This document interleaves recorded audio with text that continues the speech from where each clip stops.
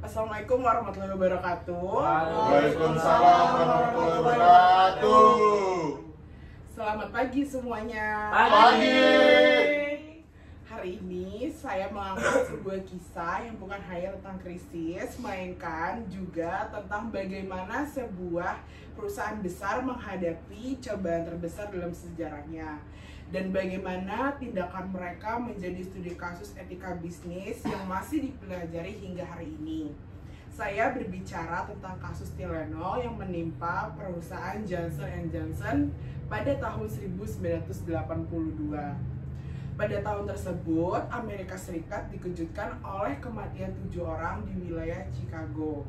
Setelah penyelidikan, diketahui bahwa penyebab kematian mereka adalah keracunan cyanida atau zat mematikan yang dicampurkan ke dalam kapsul obat pereda nyeri merek Tylenol Extra Strength.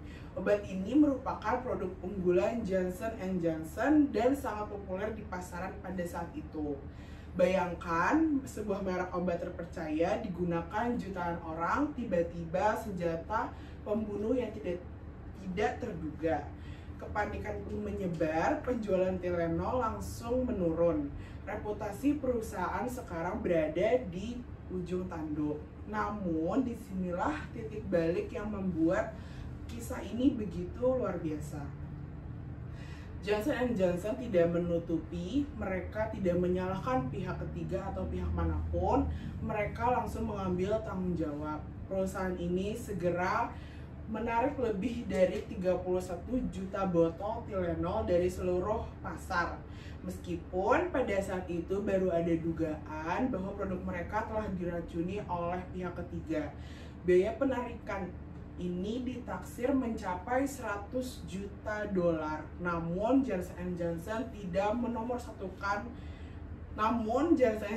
menomorsatukan keselamatan dan kepercayaan publik.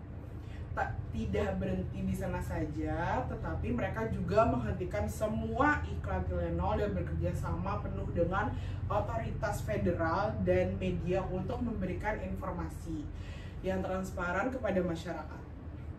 Langkah-langkah untuk pemulihan mereka menjadi tonggak penting mereka dalam manajemen krisis. Johnson & Johnson kemudian meluncurkan kembali Tylenol dengan kemasan baru anti rusak atau tamper evident packaging, sebuah inovasi yang kini menjadi standar dalam industri farmasi dan makanan. Dari kasus ini kita belajar banyak hal. Pertama, krisis adalah ujian sejati dan nilai-nilai perusahaan. Johnson & Johnson memegang teguh kredo mereka yang menyatakan bahwa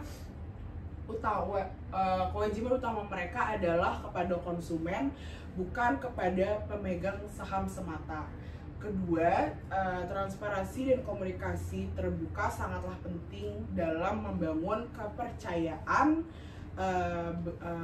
Justru dengan bersikap terbuka, mereka mendapatkan kembali dukungan publik. Hanya dalam waktu kurang dari setengah tahun, Tylenol berhasil merebut 70% pangsa pasarnya kembali.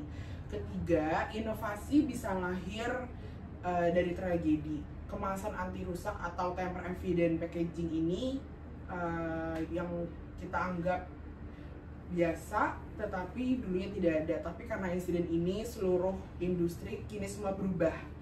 Hadirin yang saya hormati, dalam dunia yang sering kali mengedepankan keuntungan di atas etika, Johnson & Johnson ini adalah pengingat bahwa integritas bukanlah beban, melainkan aset jangka panjang sebuah perusahaan ini. Kita semua, baik bagi konsumen, pelaku usaha, atau apapun itu, maupun masa depan, bisa belajar dari krisis bahwa ketika kepercayaan dipertaruhkan, tindakan yang jujur, cepat, dan berpihak pada kebenaran adalah kunci untuk perusahaan untuk bangkit.